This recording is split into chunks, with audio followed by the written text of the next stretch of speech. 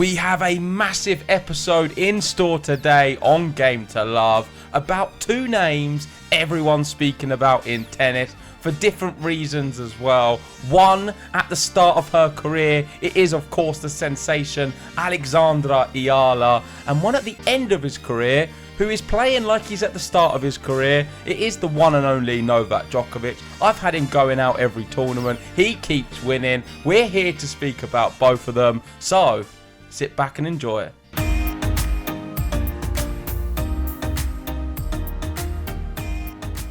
We're back again, and we are talking about two amazing players on the tour. Novak Djokovic has been rolling back the years again, it seems, and he's looking for number 100, JG. Can he get it in Miami? He's through to the final where he faces either Fritz or Mensik.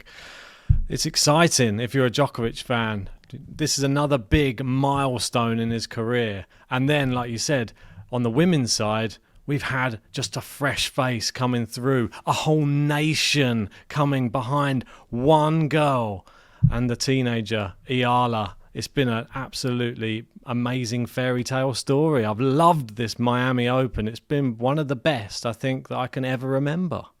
Yeah, and I think we'll start with Alexandra Eala, and then we'll move on to Djokovic in a second. I've got a lot to say about both. The reason being, I've not had a chance to speak about many these last few episodes because you've been filling in and doing some news videos. This is an opportunity in some more long-form content. And first, my thoughts on Alexandra Eala. It's taken me completely by surprise.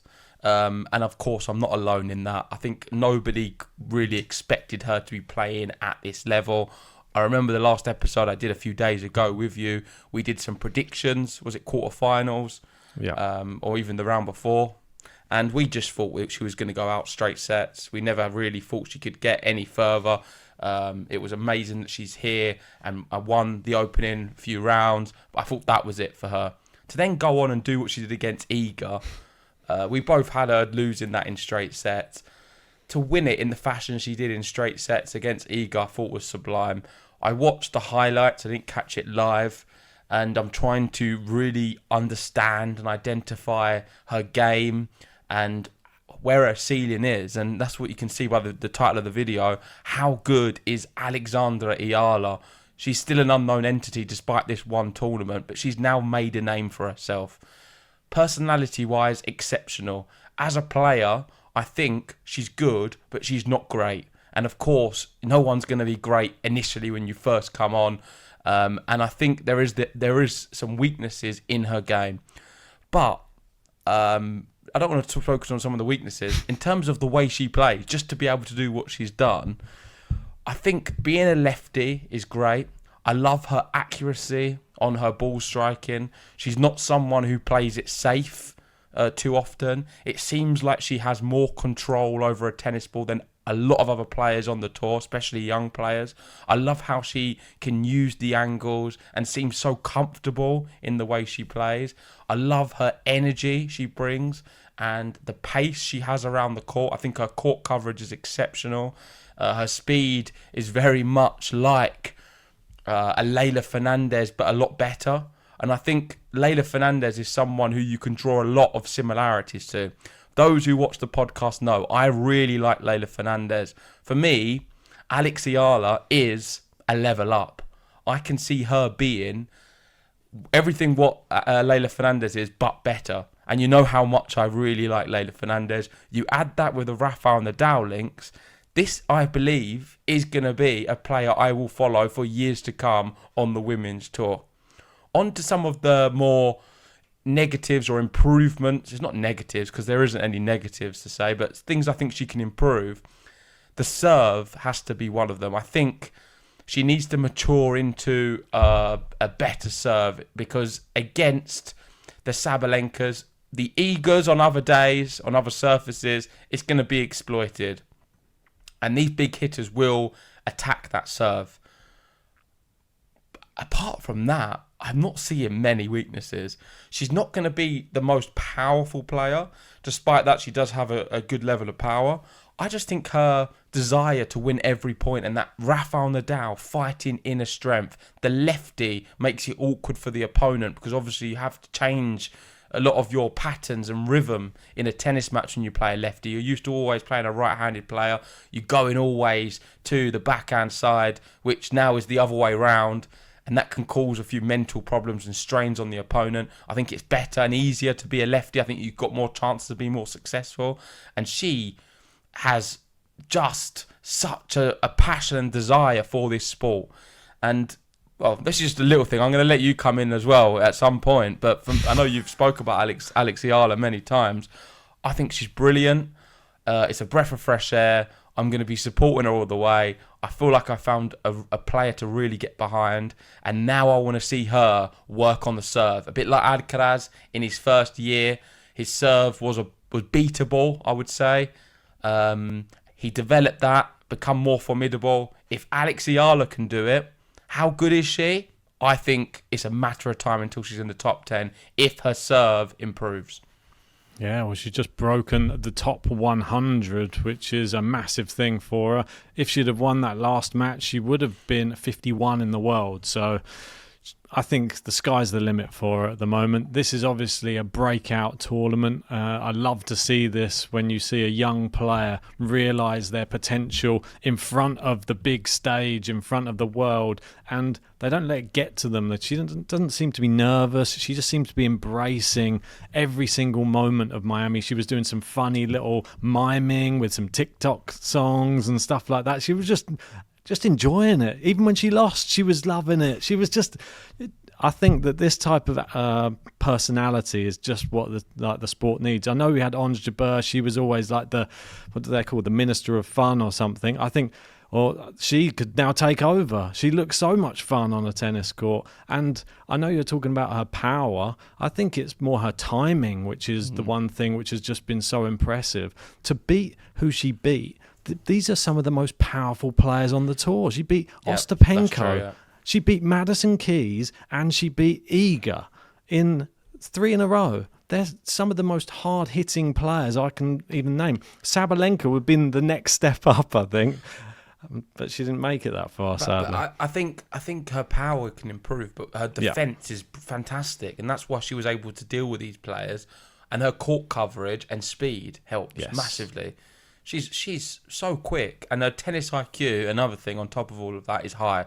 For someone of her age, she's so knowledgeable. You can tell she's a real student of the game. Someone who I feel you could have a really good conversation off a tennis court about tennis. She understands it. She's very intelligent. She's very competitive, but yet gracious in defeat. I've never seen anyone, I don't know if you want to bring it up, dancing after losing. She was there on the chair, having the time of her life. You'd think she's just won. She was loving it. She is a breath of fresh air. And the Philippines are very, very lucky to have a player of this stature from their country. Shout out to a lot of the new Filipino members of our subscribers who have joined. Shout out to you guys. Great to have you on board. We will be here all year round covering everything tennis. Not just Alex Eala, but everything. And if she keeps winning, we'll be doing episodes about her, no doubt. Yeah, it just makes the tour that much more exciting now. I knew that coming into this year, there was sort of some like and ahhing. What type of year are we going to get? Are we going to get the same people winning the slams? Are we going to get... We knew it wasn't, though. We knew it was going to be a year of change, right?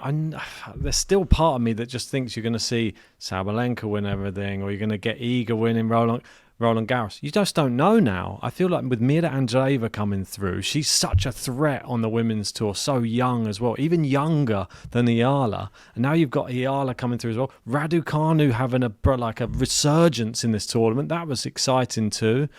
I'm excited to see Eala at a slam. I don't want to put too much pressure on her because I know clay is probably not even her surface, but I'm excited to just see how she even gets on at Roland Garros. I think her clay...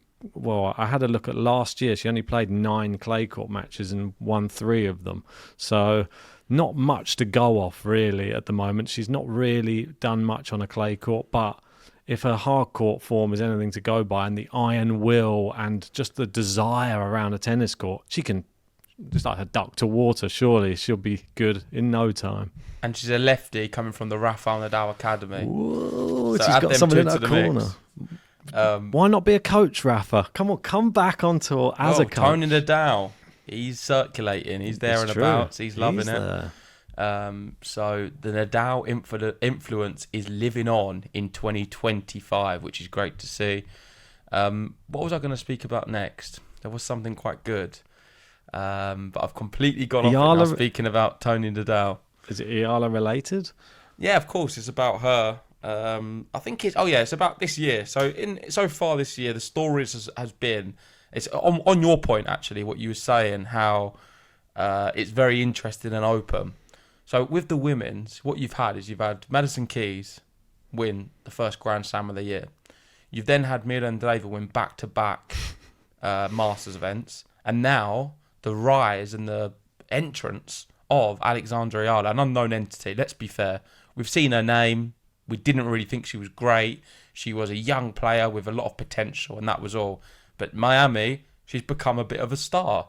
On the women's, I would say they are the three big stories. And the beauty of them is I feel all of them are pretty unpredictable.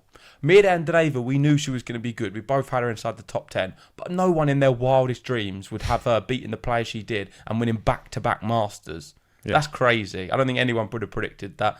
They wouldn't have predicted Madison Keys to win a Grand Slam stuff first in the year, or Alex Eala to come from nowhere. On the men's, we're having other stories. I think Fonseca is really stealing a lot of the limelight there.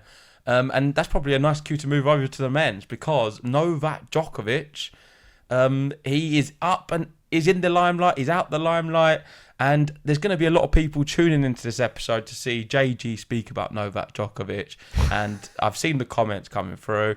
Oh, thank you so much, JG, for going against him. Look what's happened, he's winning again, and fair play to him. But I have been many times on this episode and said, oh yeah, I should never underestimate Novak Djokovic, and I don't think I underestimated him. I just thought he would be playing different players in this draw. I would say it's been a bit of a cakewalk. I think it's opened up very nicely for him. Yeah. The top 20 player he's played is Lorenzo Musetti, and then gone to play Grigor Dimitrov. I feel like the head-to-head, you'll have to bring it up between him and Grigor Dimitrov. Is it 13 wins and 1 loss or something crazy? Yeah, but you're very lopsided. It's one of them players. I mean, Gael Monfils, your Taylor Fritz potentially in a final. And I'm not putting any criticism on Novak Djokovic when I say this. He can only beat who he's put in front of him. Does this now mean that Novak Djokovic is at the top table playing great? It means he is a top player or a top 5 player, you could argue, beating this calibre of player. But I do feel the players he's beaten, they're beat before they've even hit a ball against Novak Djokovic. We saw Musetti beat Djokovic, but most of the time he just buckles and can't handle it. The same with Taylor Fritz. We'll see if that is going to be the final. I know he's playing Mensik right now. But Dimitrov, I'm sorry, he's not going to beat Novak Djokovic, especially after him coming through that match against Francisco Cerundolo, which was a grueling match. He could hardly walk after it. He had to be carried off. Yeah, and we know physically with Grigor, that has been his real problems over the years. As an athlete, as a player, in moments, he's amazing. He's such a great player to watch. Even when he's been fit and ready, he's not been able to beat Djokovic. So a tired version of him has absolutely no chance. So I'm not taking any gloss away from Novak Djokovic or yourself, Ben, because I know you're a big fan. But you've got to be realistic. And looking at his draw, the way the players he's played, I would have had him get into this stage without a doubt. If you lined up all the matches, I would think he can do it. I know I did say, Musetti's going to beat him. That was, I'll be honest, more of it was a narrative kind of thing to say it with you. Did I really believe it? I remember coming off the episode, people can either choose to believe or not believe this one. And I spoke to you directly and I said, I don't think he's going to do it. Well, now no one's going to believe anything you say. It's like the boy who cried wolf. On that specific topic. I wish you would cry wolf. No, listen, I got caught up in the moment and I don't... You can vouch for it. Did I say it or not? Did I say that I don't think he's going to win straight after? Oh, yeah, I think so. I think I said to you, that's never happened. And I was like, I don't think it's going to. But I got caught up in the moment of this. The moment the podcast finished, I thought about it for a bit, and I thought, you know what? He's not, is he? Musetti's not going to be able to do this on these courts in Miami. There is a version of Musetti what can beat Djokovic, and I guess maybe I was going with that thought. But yeah, I'm open to the comments, and I'm interested to hear what you guys have to say on what I've said. Novak Djokovic, despite all of that, is closing in on more records and titles. He's into the final of Miami. He is an outright favourite for this final. Is it going to be Taylor Fritz? I seem to think it will be. And then I'm just fascinated to see how that one goes. Because all of the other matches in the past, Djokovic easily beats him. Yeah, looking at who he's played through this tournament, I'll address it as well. Hijikata, it was straight sets, tie break in the second. So you can see it's pretty similar first 2 rounds, really. A bagel, a breadstick, and then a tie break. So like Ugo Carabelli, Musetti 2-2. We had the tough match. This was the tough match out of all of them. It was Sebastian Korda. And Sebastian Korda actually was causing him problems. He was up a break in that second set as well. But it was just the typical. Remember when we saw Djokovic play Korda in that final? He had the match won, and he couldn't finish the match. He just can't finish a match against Djokovic, or a set, it seems. And Djokovic came back and beat him again. It's just in his head. Korda's another one. He's another player of the same caliber. And this is not just against Djokovic, by the way. It's the same against Nadal. There's a group of players who, when they play Nadal or Djokovic, despite their level of them, because let's be fair, some of these are really good players. And I'm not going to criticise Grigor Dimitrov. He's an elite tennis player. Very, very good. World class. One of the very best. It takes a lot to be where he is. But he just can't get near Djokovic. Same with him against Nadal. Djokovic is playing very well this tournament, though. Even though who he's playing in these matches, he's just saying that he's feeling as good as he's felt since he won the Olympics, which is scary for everybody else because he actually beat Alcaraz when Alcaraz was playing top tennis as well. Yeah. So if he's playing like that and he doesn't even feel... on the clay court. Yeah, crazy. And he said, I even forget about age when I'm playing like this. Everything's so enjoyable. I forget about all the struggles of everything, which is brilliant to hear. He's just feeling like a young man out there on the court. Well, let's speak about his serving, because there was a period during the match, the commentator said, I did watch all the match against Dimitrov, and I think he had missed only 3 or 4 first serves at that point during the match. I think he went on then to get 87% first serves in. Yep. It's high numbers. It's pinpoint serving. He was finding aces when he needed to, serving out for the match. Yep. There was a double fault in there, but there wasn't many. There was nothing of that sort. He just looked amazing behind his serve. And I'm going to give a shout out to Gary if he's made it this far into the podcast, because he is someone who's always said when Djokovic serves well, he wins matches. It's all about the serve for him. And I was watching it, hearing Gary's words in my head, because he's spot on. And when Djokovic is serving at that level, there's not really anyone who can get close. Nope. And I think if he serves at that level, then we get a great match against a Jannik Sinner. We see him go on to beat Alcaraz. So that just shows that he is not finished at this sport at this time. My reasoning for, because people say, oh, why do you keep having him going out events then? Because I don't think he's very consistent at the moment. I think he's not going to be able to find this high level of serving performance throughout a course of a season. We're going to see it sporadically throughout. I think it's going to come maybe more through motivation of the bigger events, the slams. I think that. But it's happening here in Miami, and he's had a really nice draw coupled with him playing very well, and he's got to be now the big favourite to win Miami. And I think he will win it from this position. I don't see him losing to Fritz or Mensik in the final. Yeah, I'm really hope that he does win it, obviously. I'm sure there's a lot of people out there just willing him to get number 100 tournament wins. No doubt he will get it eventually anyway. But yeah, I think it's all about motivation for him at the moment. This one, I love the fact Murray's there as well still, and he's cheering him on every single match. But there was somebody else there as well that might have helped his performance a little bit earlier on.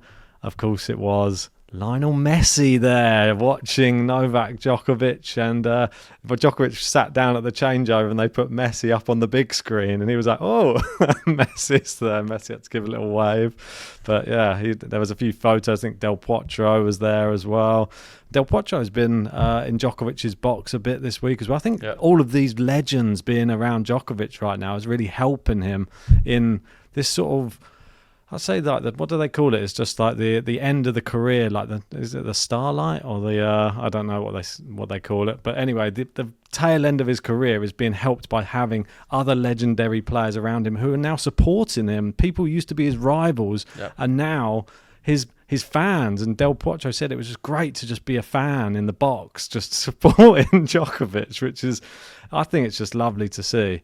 And Lionel Messi, obviously, what a legend to have there. I mean, I'd be nervous even if you're Djokovic playing in front of Messi. I mean, somebody of that legendary status from a football field. Do you reckon Messi feels the same when he's in front of Djokovic? Well, I've sent you an image now. I don't know if you've seen this one. It's quite cool. And that is Messi with Del Potro and Djokovic in the locker room. Yeah, and you can see Djokovic signing a shirt for Messi. And what I wanted to ask you is, how many times in Messi's career has he gone to a sports event and asked for someone else's shirt? Because it's always the other way around. But I don't think he's probably ever asked anyone else for a shirt. Yeah, Djokovic was probably pinching himself. He's like, what, you're in here for me? That's it. Del Potro just thought he'd come along and join just for that one. Yeah, I remember when we spoke to Schwartzman and he said, meeting Messi, he said, I just didn't know what to say. I'm just lost for words around someone like Lionel Messi. I bet there's probably like a few elite basketball players, people like that, top Formula One drivers and probably top tennis players, I reckon. They're the only people. He's only going to get the creme de la creme up on his wall probably at home. Yeah, for sure. But he looks like a boy on a day out, doesn't he? He's just got the suit meeting the stars. Yeah, with Messi, it's because he's small, and against tennis players, he's always going to look smaller. I know against Del Potro. I know the pain. Don't worry. Whenever I stand next to Monfils or I stand next to any of them, it's just like, oh no, just staring. I think if you stood with Messi, you should get an interview with Messi. You look like a giant. Well, I think I'm in the wrong podcast if I'm going to be doing that. Let's move away from Djokovic. Obviously, we've been speaking about all these young players coming through. We got a 19-year-old in the semi-finals in the men's side as well. Jakub Mensik. We haven't even spoken about him at all. I know that he's a great player and everybody knew about him already. I think that's why there's probably not so much buzz around him. There was probably more buzz around Thomas Mahac maybe making a bit of a run for the top, say maybe the top 10. I know there's a few people out there who have him in the top 10. Maybe Jakub Mensik was the smarter pick. But I think it's exciting just to see some new young blood coming through. Jakub Mensik, all the best. But Taylor Fritz in America, going to be a real tough match, that one. Go on. Yeah. With Jakub Mensik, he's up to his career high, 34 in the world now. If he wins, of course, and goes to the final, he's going to go even higher. He'll be top 30. Wow. But he is another Czech just on the cusps, really. And if you look at them, you've got Jiří Lehečka, Thomas Mahac, and him. I think they're the three best Czech players on the men's. And one of them have the ability to make the top 10 this year. I really believe that. Yeah. Or I think top 10's tough. I think if they just push on, and what I mean by that, just be one of them guys who are just on the coattails of the top 10. So sort of the 10 to 15 on the men's, I think they're very good players as well. If they can get in that bracket sort of between the 10 and 15, I think that's where they should be aiming them for it. I don't think they should really aim to try and crack the top 10. It's going to be a really tough challenge to do so because there's so many top players on the men's tour I think are better than them three right now. But if either three of them can get between the 10 and 15, I think that's been a really successful season for them. Of course, been a big title as well. Well, Medvedev's trying to get into the top 10 at the moment, so you're going to have to fight against him to get in there. This is how crazy it is. Arthur Fees, another person who's been having a great year so far. Holger Rune, a little bit of a resurgence as well. There's a lot of excitement, I think, on this men's tour. The women's as well. this year. And Francisco Cerundolo, we've not spoken about him at all. I don't think we really got time in this episode to do it, but big shout out to him, because I thought Miami was going to have a good one, but this one I was disappointed he didn't beat Dimitrov, to be honest. I thought he was there for the taking, and he played so well. He hits the ball so hard. Well, it's a shame because he would have given a better match against Djokovic. I think that was sort of Dimitrov's final. Agreed. And this, because he was able to come through it just finished him off. Whereas Cerundolo's got that sort of more clay resilience, the South American endurance. So I think he would have been a little bit better or fared better against a Novak Djokovic in the next round. I still think he could have lost the way Djokovic is playing. Probably would have lost the way Djokovic is playing, but it would have been, I think, a more competitive matchup. Yep, right. Two more. I was going to say just two more quick ones just before we go. And we got to give a shout out to someone whose birthday it is. We were talking about the young and the old. This guy deserves a shout out. 40 today, Stan Wawrinka. Big shout out to you. Big up to Stan. Still doing it. What a legend. So I just had to give a quick shout out to him. And one last story I just want to get your thoughts on, because it has been doing the rounds on X, and it is Daria Kasatkina, who is now Australian. Oh, I've not seen that. Yeah, what do you make of this story? She's now representing Australia moving forward. She's put out a post saying that she's got a residency there permanently now, and yeah, she will be representing Australia now. Surprised. Massively surprised. I don't know what's motivated her to do that. I'm not going to get into political motivations, but it could be something of that sort. I don't blame her moving to Australia. I've been thinking about it myself. I've had enough of the UK and the horrible weather and politics here. So good luck to her. Yeah, I think there's her own reasons in it, but she loves Australia, and yeah, all the best to her. It's going to be weird seeing her with a little Aussie flag next to her name, though, but fair play to you. Well, she's going to have a flag because we've not had any flag exactly. next to her name for a while. Maybe that's part of the reason. Anyway, that is this episode done and dusted. Let us know in the comments what you thought about some of the things we spoke about. Of course, Alex Eala. She is a sensation. How good do you think she is? Do you think she is a top 10 player this year? Do you think it's going to give her some time? Can she go far on the clay courts? Can she do well in Grand Slams? A lot of unknowns, but I'm here for her journey. And I think I found my new Leylah Fernandez. Leylah Fernandez is old news as of today. And I'm moving on with Alexandra Eala from here on out. I think it's a very, very good pick. Yes, I'm definitely. joking, by the way. I'm still going to like her. I'm still going to be supporting Match Leylah. Point Canada are probably spitting feathers hearing you saying that. Yeah, you can't be getting rid of Leylah Fernandez. She may still have a good year to come. But yeah, Eala, she's the new breed. Come on, we'll be supporting you here on Game to Love. And that's it. Djokovic, going for 100. Let's go, Nole. We can do it. Will he win it? Yes, of course he will. All right, if you haven't already, please hit the like button, subscribe if you're new, and we'll see you very soon.